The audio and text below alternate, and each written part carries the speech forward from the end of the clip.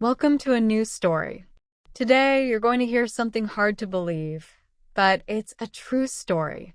Prepare to be shocked. But first, don't forget to subscribe and give a like. The story begins now. My name is Isabel, and I'm 20 years old. If I rewind time, I was only 8 when my parents decided to separate. I lived with mom and dad, a busy Parisian businessman who became an occasional visitor in my life. Mom quickly found love again with a baker from the Jean region, Uncle Pierre.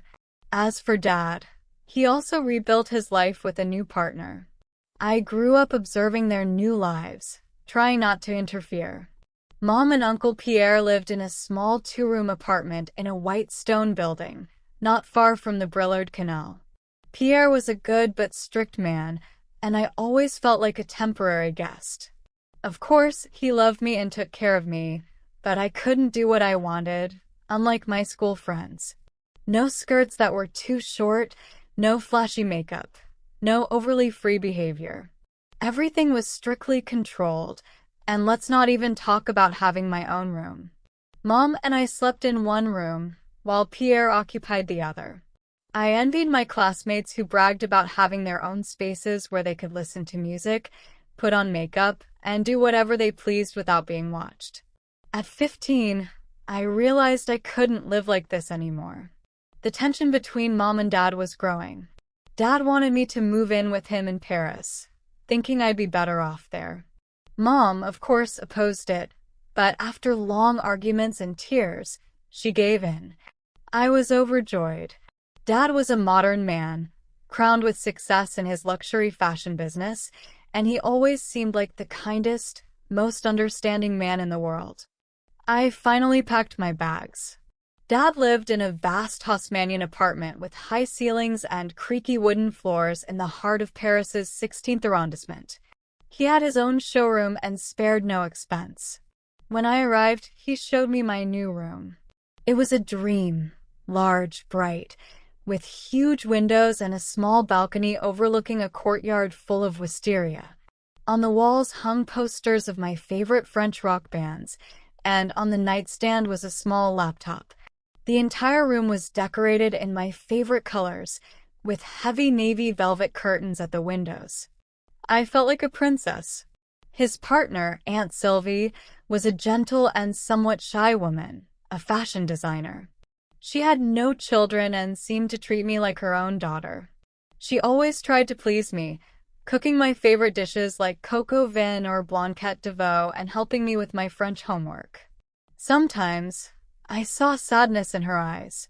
Perhaps she felt lonely. At one point, I felt sorry for her. 2 years later, Aunt Sylvie fell gravely ill. Despite all of Dad's efforts, hiring the best specialists at Pitié-Salpêtrière Hospital, she passed away. We were left alone. To keep Dad from feeling so sad and lonely, I took on all the household chores. I cooked, cleaned, did the laundry, and felt like I was managing wonderfully. I was 17 then.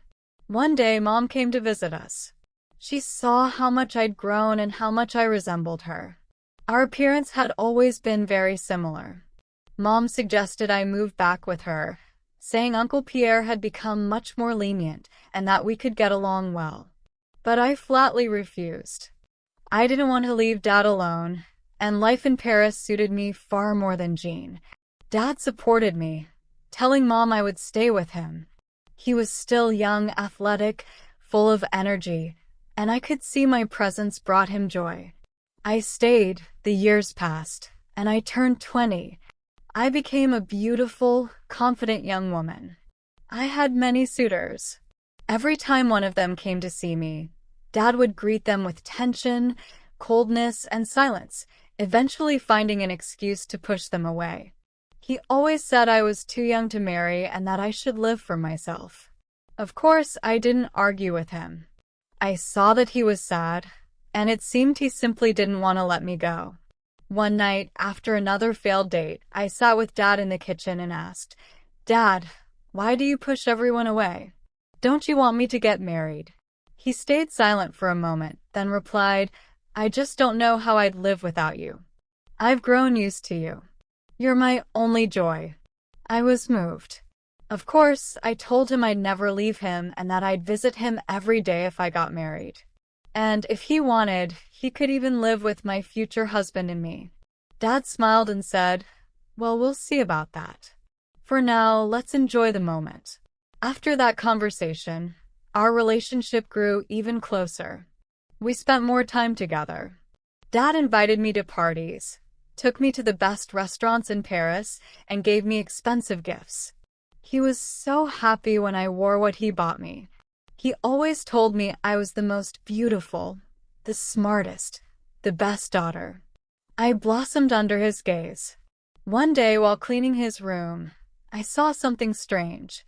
On the floor near his bed was a small bottle of luxury men's cream that he always hid. I knew what it was, but I didn't want to believe it. I thought I needed to talk to him about it. It was normal for a man. He deserved to be happy. I decided to bring it up. That evening, as we sat in the living room, I approached him as delicately as possible and said, "Dad, I know you need a woman. You deserve to be happy. Why don't you look for someone?"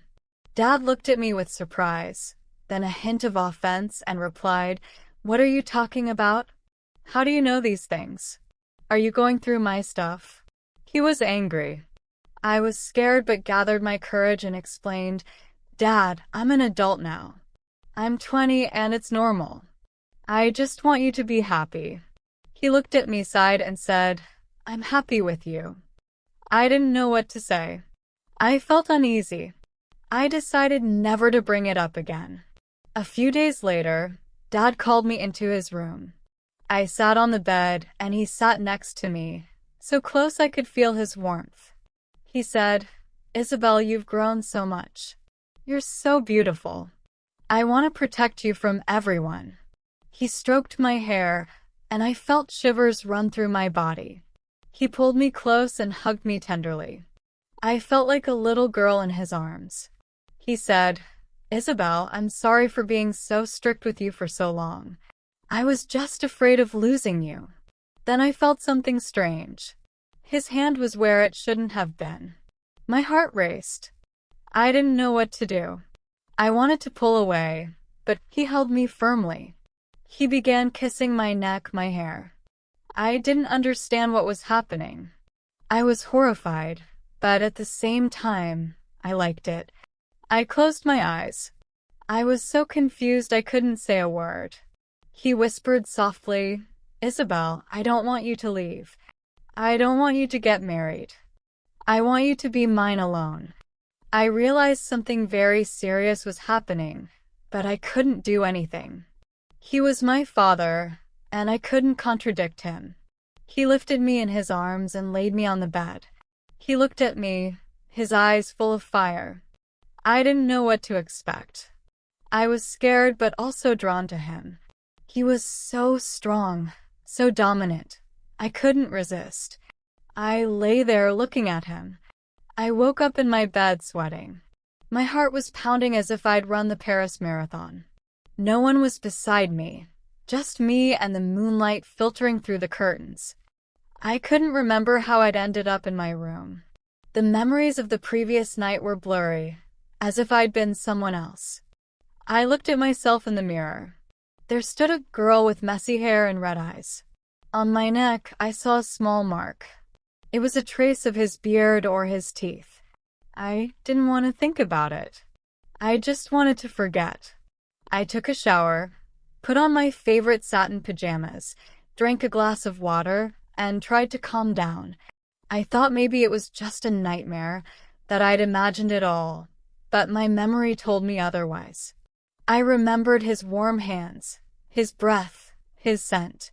I remembered how he whispered words that made me feel a strange warmth.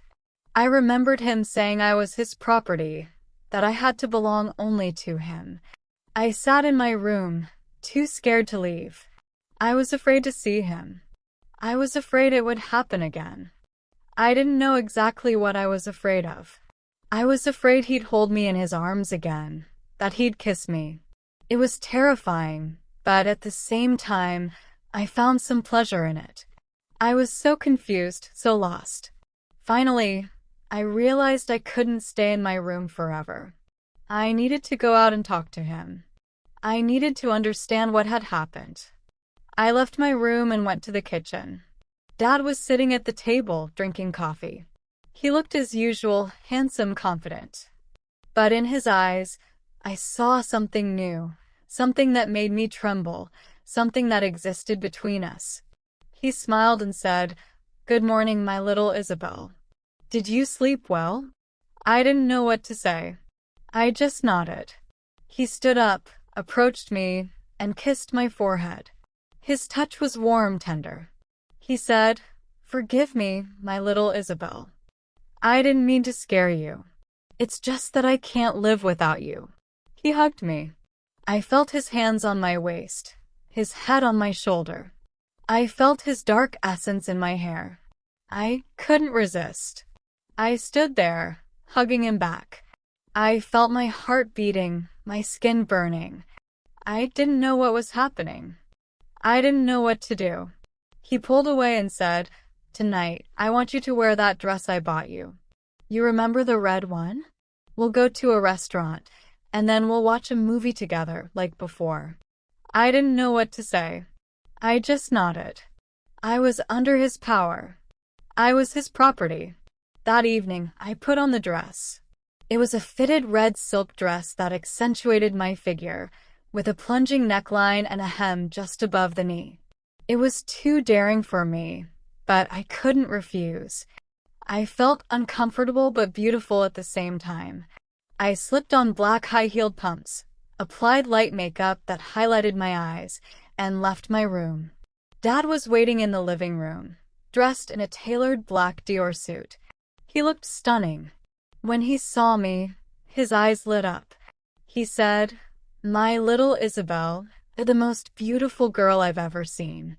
I blushed but loved it. He took my hand, and we went out. We dined at an expensive restaurant, Le Jules Verne, on the second floor of the Eiffel Tower. He was attentive, affectionate. He told funny stories, complimented me. I felt like a princess. I forgot everything. I forgot what had happened. I was just enjoying the moment. After dinner, we returned home.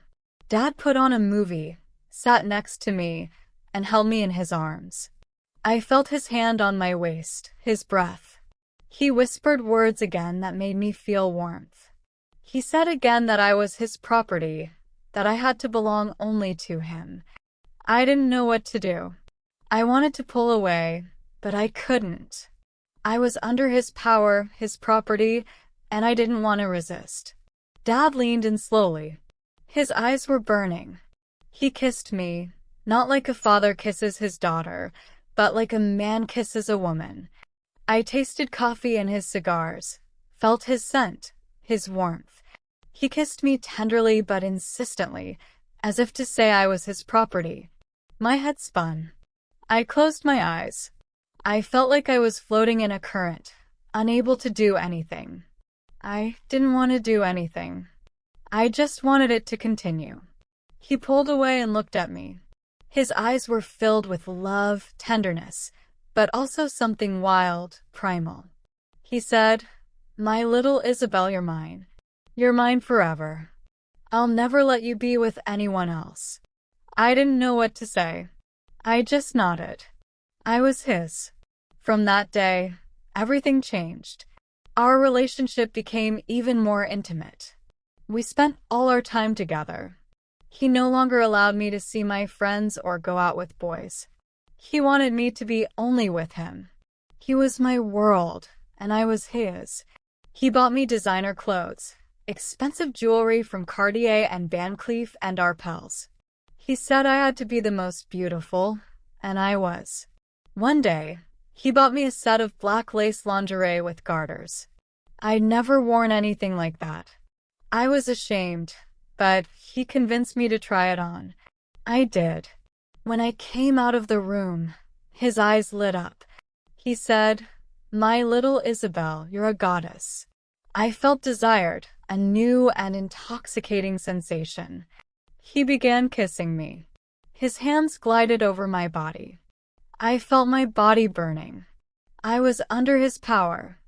I was his property. He lifted me in his arms and laid me on the bed. I was his lover, his slave, his doll. He did what he wanted with me, and to my great despair, I loved it. I was so confused, so lost. I knew it was wrong, a sin, but I couldn't stop. I'd become addicted to him, to his caresses, to his possessive love. I was addicted to his power. One day, as we lay in bed, I asked him, "Dad, what will happen if Mom finds out?" He replied, "If she tries, I'll kill her. She won't dare come between us." I was scared but didn't show it. I just hugged him and said, "Dad, I love you." He smiled and said, "I love you too, my little Isabel, I love you too." We lived like this for several months. I was completely absorbed by him. He was my only son, my world. I stopped talking to my friends. I forgot about my studies. I needed nothing but him. I felt like the happiest woman in the world, but deep down, something hurt. I knew this wasn't how it should be. I knew it was abnormal, but I couldn't change anything. One day while Dad was at work, I decided to clean his room. While tidying his shelves, I found a small metal box. It was locked. I knew I shouldn't open it, but curiosity got the better of me. I found the key in one of his drawers and opened it. Inside were photos of me, lots of photos. I was in different poses, different outfits. He'd taken pictures of me when I wasn't looking. I felt exposed. Under the photos was a small note. I unfolded it and read, "My little Isabel, you're mine. You'll always be mine. No one will come between us. No one. I'm ready to do anything for you. I'm ready to kill if I have to. I love you." Chills ran through my body. I felt an icy cold. I realized I was in danger. I realized he was mad. I closed the box and put it back. I went to my room, locked the door, sat on my bed, hugged my knees, and cried. I cried out of fear, out of despair, out of my own stupidity. I'd been so naive. I thought he loved me, but in reality, he was obsessed with me. I decided I had to escape. Escape before it was too late. I started packing my bags. I took money, my phone, my documents, and left the house. I walked down the street, not knowing where to go. I felt like a bird escaping its cage. I was free but also alone. I was vulnerable. I was scared. I went to the train station. I wanted to get as far away from Paris as possible. Away from him. I bought a ticket for the first train I found. It was going to Marseille. I boarded the train and closed my eyes. I wanted to forget everything. I wanted to forget him. I wanted to forget myself. As the train approached Marseille, I watched lavender fields and pine forests pass by the window, staring blankly. I didn't know what I'd do in an unfamiliar city, but it didn't matter. The important thing was that I was far from him. In Marseille, I rented a small room in a youth hostel near the Old Port. I found a job as a waitress in a small cafe in the Pannier district, a bohemian, colorful area with narrow, charming streets. I lived alone, without friends or family, but it was fine. I felt safe. I felt like I could start over. 6 months passed. I met a boy named Julien. He was kind, intelligent, funny. He was an architecture student at the National School of Architecture in Marseille and worked as a bartender to pay for his studies. He loved me for who I was. He didn't try to change or control me. We started dating, and I felt like the happiest woman in the world. I thought I'd found my love, my destiny. One evening, in a small seafood restaurant by the port, Julien proposed to me. I was so happy I couldn't hold back my tears. I accepted without hesitation. We began planning the wedding. I chose my wedding dress, a simple Calais lace gown with a short train. Julien bought white gold rings. discreet and elegant. I thought my life was finally in order. I thought I'd forgotten him, my father. But I was wrong. On the wedding day, as I stood in front of the mirror putting on my dress, I saw him. He was standing in the doorway of my small room. His eyes burned with a flame I knew too well. He said, "My little Isabel, did you think you could escape? Did you think you could marry someone else? You're mine, and you'll always be mine." I was horrified. I didn't know what to do. He approached me, took my hand, and said, "Come, we're going home to Paris." I tried to pull away, but he held me firmly. He was stronger than me. He dragged me into the street and put me in his car, a large black German sedan, and we drove off. I didn't know where he was taking me or what he would do to me. I only knew one thing. I was under his power again. I was his property again. He brought me back to our old apartment in Paris. He locked the door, lifted me in his arms, and laid me on the bed. He said, "My little Isabel, you shouldn't have done that. You're going to be punished." I didn't know what he meant. I was scared. I felt helpless, defenseless, and I started to cry. He began kissing me. His hands slid over my wedding dress, pulling it off my shoulders. I couldn't resist. I was under his power, his property. He did what he wanted with me, and I could do nothing. I was his prisoner. I thought of Julian, our wedding, our love. I thought I'd lost everything. My love, my freedom, my life. I was desperate, but deep down, a small voice whispered that this might not be the end. What if I could escape again? What if someone came to save me? The uncertainty consumed me, leaving only a mystery that time alone would resolve. My father leaned over me. He delicately tore my wedding dress, as if it were a silk veil, letting it slip off my body. I was a blank canvas, vulnerable. His hands touched my skin, burning and possessive. "My little Isabel, you're mine," he murmured, his voice thick with desire and rage. I closed my eyes, feeling tears stream down my face. It was the end of my dream, the end of my life. I was no longer the beautiful bride, but a prisoner in my own body. He kissed my neck, my shoulders, his burning kisses marking me as his property. "You'll never escape again," he whispered in my ear. "You belong to me, and I'll make you understand that." He kissed me with a wild passion that had nothing to do with fatherly love. It was a kiss of possession, of domination. He made me feel every inch of his power, his control. Then suddenly he stopped. He pulled away, his breath heavy, his dark eyes full of fire. He caressed my cheek, his touch soft again, almost tender.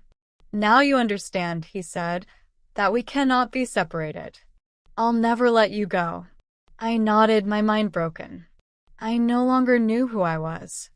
I was his reflection, his thing. "Now," he continued, looking at me with a mix of love and possessiveness, "we'll live our life. Our perfect life. No one will come between us. No one." Then we heard noises from outside the apartment. It was Julian. I could hear his panicked voice, pleading to come in. "Isabel. Isabel, open the door. I know you're there. We're getting married." My father stood up with a cold, menacing smile. "You chose the wrong time to run away. You made a mistake. Now, the only person you'll see for the rest of your life is me. You're my little Isabel, and I'll keep you with me forever, no matter the cost." I was alone in that room again. My father went to the door, and I could hear Julian's voice still pleading, but I could do nothing. He slammed the door in Julian's face and came back to me with a determined look. "I warned you," he said. Finally, everything became clear. My father wasn't a man who loved me excessively. He was a sick man, a monster. He was ready to do anything to keep me, even destroy my life. I thought of Mom, Uncle Pierre, Julian, all the people I'd lost because of him. The door slammed again. My father pulled a gun from his pocket and placed it on the table. He looked at me with a diabolical smile. You'll never escape again. No one will save you. You're my little Isabel. You belong to me. I'm ready to do anything, even kill, to keep you. I looked at the gun, then at him, then at the gun again. Love was dead. Fear reigned supreme. The only question left was whether I'd be able to break free from this prison, or if I'd die trying. My father raised his weapon and smiled.